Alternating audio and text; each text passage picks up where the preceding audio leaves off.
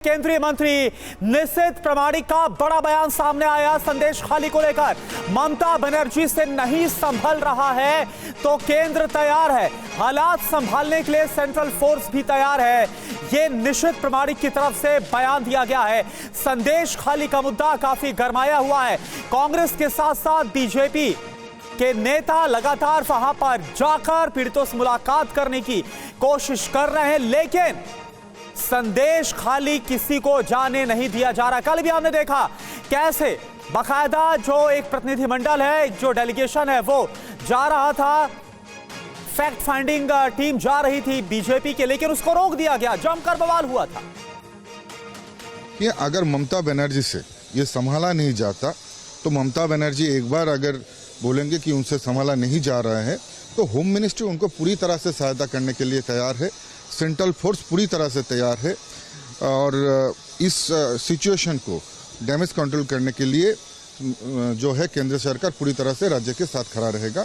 और अगर शेख शाहजहां और ये जो सभी दुष्कृति है इनको ढूंढने में भी उनको केंद्र का मदद चाहिए, वो भी केंद्र करने के लिए प्रस्तुत है। तो निशित प्रमाणिक का बहुत बड़ा बयान सामने आया है कि अगर हालात ममता बनर्जी से संभल नहीं रहे हैं तो फिर केंद्र फोर्स तैयार है। आइए आपको सबसे पहले बता दें कि संदेश खाली को लेकर पिछले 24 घंटे में बंगाल से लेकर दिल्ली तक क्या क्या हुआ है।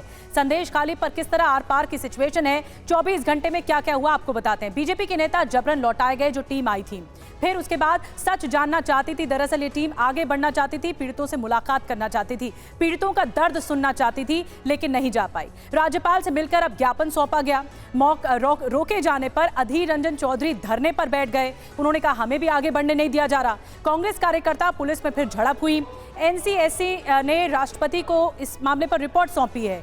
राष्ट्रपति शासन की सिफारिश की गई है। इसके अलावा नौवीं बड़ी बात यह कि रिपोर्ट में हालात को चिंताजनक बताया गया है कि जो इस वक्त हालात हैं बंगाल के संदेश खाली में, वो बहुत चिंताजनक है। 10वीं बड़ी बात, सेंट्रल फोर्स के लिए हाईकोर्ट में याचिका भी जा चुकी है। तो ये पूरा मामला जो 24 घंटे में इस वक्त सिलसिलेवार तरीके से आगे बढ़ रहा है, ये हमने आपके सामने रखा। लेकिन कांग्रेस के नेता भी आगे बढ़ने की कोशिश कर रहे हैं, उन्हें भी रोक दिया गया, वो धरने पर बैठ गए। और बीजेपी का डेलीगेशन जो कमेटी बनाई गई है वो भी आगे बढ़कर फैक्ट फाइंड करना चाहती थी, उन्हें भी रोक दिया गया। हमारे साथ तमाम खास मेहमानों का एक पैनल जुड़ चुका है बहस करने के लिए। प्रियंका टिब्रीवाल जी हमारे साथ जुड़ रहे हैं, प्रवक्ता बीजेपी के। बादल देवनाथ जी हमारे साथ जुड़ रहे हैं, राजनीतिक विश्लेषक के तौर पर। विवेक श्रीवास्तव जी हमारे साथ जुड़ रहे हैं और संजीव कौशिक जी हमारे साथ जुड़ रहे हैं सबसे पहले। और मेरे सहयोगी रविशंकर दत्ता भी इस वक्त संदेश खाली से जुड़ रहे हैं, वो हॉटस्पॉट जगह जहां पर इतना बवाल मचा हुआ है।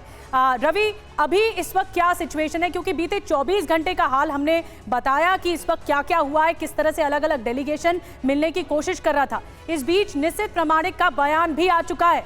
अगर ममता बनर्जी से संभल नहीं रहा है तो सेंट्रल फोर्स तैयार है संभालने के लिए।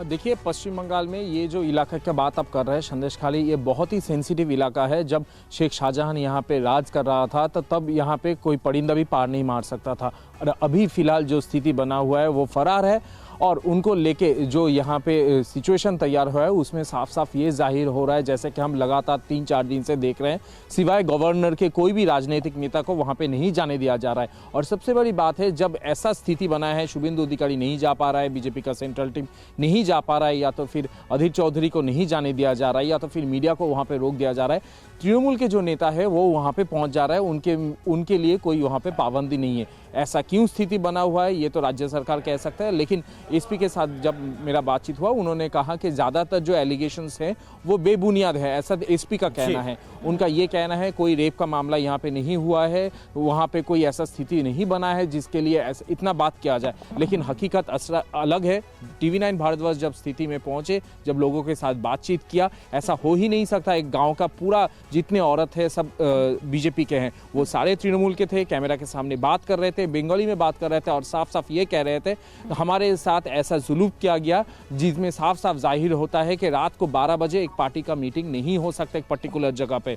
तो क्यों वहाँ पे बुलाया जाता था? एक गांव के एक ज़मीन है, बंजर ज़मीन है, उसमें बीच में एक घर है, उसमें एक खटिया रखा हुआ है और उस घर में आपका मीटिंग हो रहा है। कैसी मीटिंग है? क्यों रात को बिठाया जाता था? क्यों उनको बोला जाता था? ठीक है, तो ये तमाम सवाल है जिसका जवाब देना होगा खुद ममता सरकार को, और ये सवाल पूछा पूछे भी जा रहे हैं कांग्रेस से लेकर बीजेपी की तरफ से।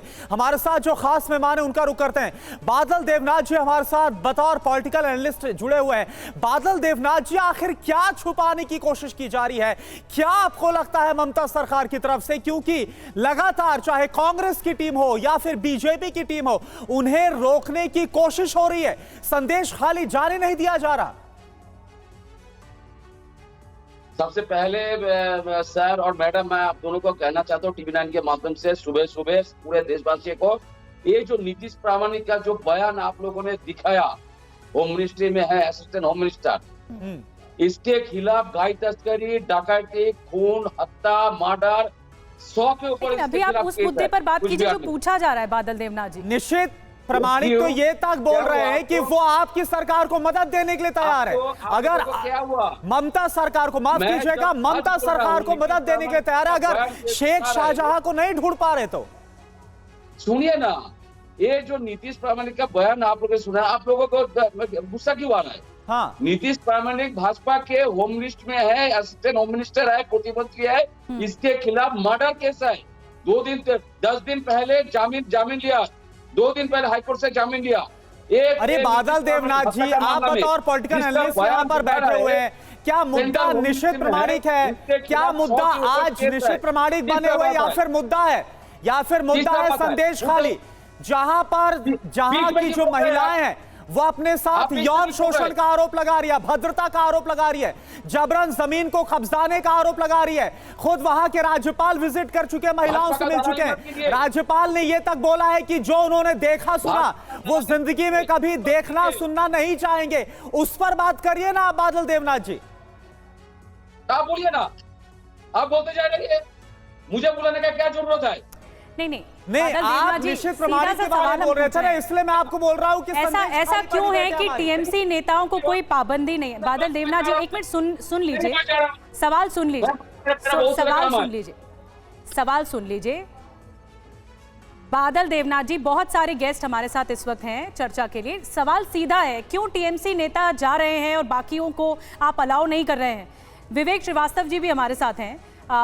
ये ऐसा क्यों हो रहा है? क्योंकि कल जो संयोजक हैं कमेटी की अन्नपूर्णा देवी जी, उनकी तरफ से भी विवेक श्रीवास्तव जी कई सवाल उठाए गए कि क्यों मिलने नहीं दिया जा रहा है, ऐसा क्या छुपाया जा रहा है? देखिए, मेरा ये मानना है कि बादल देवनाथ जी आप रुकिए, आपसे बात करेंगे, रुकिए आप।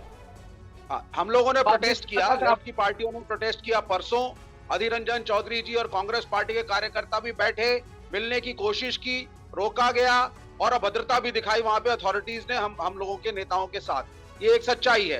तो लेकिन ये है कि हमने ये अपील करी कि भाई कम से कम मीडिया की एंट्री तो करो, कम से कम टीवी 9 के रिपोर्टर्स को तो जाने दो।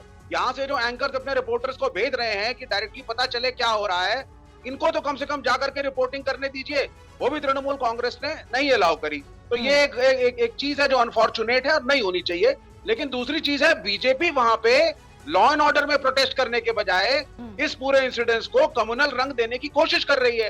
ये चाहते हैं कि ये एक मुस्लिम अग्रेसर वर्सेस हिंदू विक्टिम का नैरेटिव बने, जिसको लेकर के बंगाल और देश में ये दिखा सके और सिचुएशन को कम्युनलाइज करें। तो हम बीजेपी को भी साथ में क्लीन चिट नहीं दे रहे हैं। नहीं तो टीएमसी भी जवाब नहीं दे रही है। विवेक श्रीवास्तव जी, शाहजहां शेख कहां पर है? क्योंकि उन्हीं पर ही बहुत ज्यादा आरोप लग रहे हैं, वो फरार है, उनके खिलाफ लुकआउट नोटिस जारी हो चुका है। He has to be hunted out at the earliest, और कम से कम तृणमूल कांग्रेस की गवर्नमेंट को आकर के उसके खिलाफ स्टेटमेंट दे करके उसकी बर्खास्तगी के बारे में कुछ तो बोलना चाहिए। तो दैट इज हम लोगों ने ये डिमांड किया है और हमने कहा है कि आप कम क्लीन करिए। उसमें 2 और अक्यूज थे, उनमें से एक को तो इन्होंने शायद बर्खास्त किया, पोजीशन से हटाया है, तो इसके खिलाफ भी एक्शन एट द अर्लीस्ट लें। लेकिन बीजेपी के मॉरल राइट को हम सपोर्ट नहीं करते। जहां उत्तर प्रदेश में 65,000 केस एक साल में होते हैं, और ब्रजभूषण शरण सिंह के केस में मैं खुद जंतर मंतर जाता था, वहां इन्होंने जाति करके जाट वर्सेस राजपूत बना दिया।